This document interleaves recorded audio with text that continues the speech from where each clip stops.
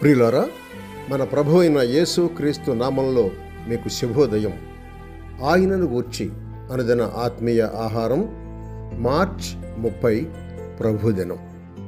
నేటి మన ధ్యానాంశం పవిత్ర త్రిత్వమును గూర్చిన సత్యము మొదటి భాగం.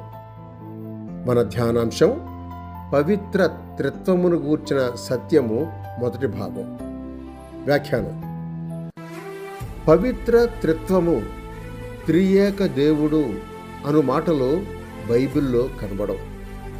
అయినా త్రిత్వమును గూర్చిన సత్యము అనగా దేవుడు ఒకే ఒక దేవుడని, దేవునిలో దైవత్వంలో ముగ్గురు దివ్య పురుషులు తండ్రి, కుమారుడు, ఆత్మ ఉన్నారని బైబిల్ బోధ.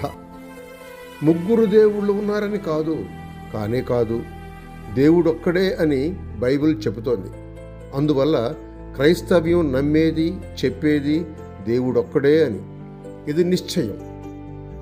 ఇశ్రాయేలు వినుము, మన దేవుడైన యెహోవా అద్వితీయుడైన యెహోవా అని ద్వితీయోపదేశకాండం 6:4లోను, అలాగే ఇశ్రాయేలు రాజైన యెహోవా, వారి విమోచకుడైన సైన్యములకు అధిపతియగు యెహోవా ఇలాగు సెలవిస్తున్నాడు, నేను మొదటివాడను, కడపటివాడను, నేను తప్ప ఏ దేవుడును లేడు అని యెషయా గ్రంథం 44వ అధ్యాయం 6వ వచనం తెలియజేస్తున్నాయి.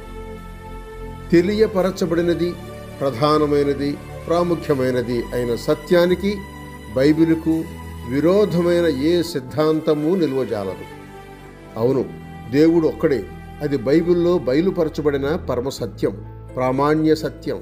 అయితే దేవుడు అనే మాట బైబిల్లో అనేక సార్లు బహువచన రూపంలో ఉన్నది. ఎందుకంటే దైవత్వంలో ముగ్గురు విస్పష్టమైన దివ్య పురుషులు, తండ్రి, కుమారుడు, ఆత్మ ఉన్నారు. వారిలో ఎవరునూ ఎవరికంటే తక్కువ వారు కారు. ప్రతి ఒక్కరూ ఒకే విధమైన లక్షణాలు, శక్తి, మహిమ, ఒకరితో ఒకరు సమానత్వం కలిగి ఉన్నారు. ఈ సత్యాన్ని నిరూపించే లేఖన భాగాలు ఎన్నో ఉన్నాయి. దేవుని బహువచన రూపం బైబిల్లోని మొదటి వచనంలోనే కనబడుతోంది. ఆదికాండం 1:1లో ఆదియందు దేవుడు భూమి ఆకాశములను సృజించెను. దేవుడు అనే మాట హెబ్రీలో ఎలోహిం బహువచన నామవాచకం. ప్రాథమిక వ్యాకరణ సూత్రం ప్రకారం ఒక వాక్యంలో కర్త బహువచనంలో ఉన్నప్పుడు క్రియ కూడా బహువచనంలో ఉండాలి. అయినా ఆదికాండం మొదటి వచనంలోని వాక్యంలో సృజించను అనే క్రియ మూల భాషలో ఏకవచనంలో ఉంది. ఇందువల్ల బైబిల్ ప్రారంభంలోనే ఒక్కనిలో ముగ్గురు, త్రియేకత్వం, త్రియేక దేవుడు అను సత్యం సూటిగా తెలుస్తోంది. అంతేకాదు, విశ్వ సృష్టి ముగ్గురు వ్యక్తుల పనిగా తెలుస్తోంది.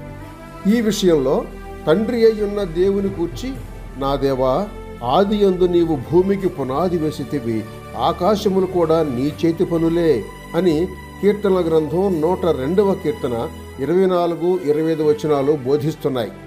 కుమారుడయున్న దేవుడు మన ప్రభు అయిన యేసు క్రీస్తుని గూర్చి, ఆకాశమందున్నవియు భూమి యందున్నవియు సర్వమును ఆయనేందు సృజింపబడెను అని కొలసయ్యలకు రాసిన పత్రిక 1వ అధ్యాయం 16వ వచనంలో వ్రాయబడి ఉంది. పరిశుద్ధాత్మను గూర్చి, ఆయన ఆత్మ వలన ఆకాశములకు అందము కలిగెను అని యోబు గ్రంథం 25వ వచనం 13వ వచనంలో చదువుతాం. నీవు నీ ఆత్మను పంపగా అవి సృజింపబడెను, అట్లు నీవు భూతలమును నూతనపరుచున్నావు అని కీర్తన గ్రంథం 104వ కీర్తన 30వ వచనం చెబుతోంది. దేవుని ఆత్మ జలములపై అల్లాడుచుండెను అని ఆదికాండం 1:2 చెబుతోంది. అట్లు మనం ఎలోహీమును చూస్తున్నాం. ఆయన భూమి ఆకాశములకు సృష్టికర్త అయిన ఒక్క దేవుడు, ఒక్కనిలో ముగ్గురు, త్రియేకత్వం, త్రియేక దేవుడు, తండ్రి అయ్యున్న దేవుడు, కుమారుడయ్యున్న దేవుడు, ఆత్మయ్యున్న దేవుడు, దైవత్వంలోని ముగ్గురు దివ్య వ్యక్తులు వ్యక్తిగతంగాను లేక ప్రత్యేకంగాను పనిచేస్తూ ఉన్నారు. అదే సమయంలో ఏకత్వము గలవారై పనిచేస్తున్నారు. సహోదరుడు ఎం. డేవిడ్సన్ శుభములతో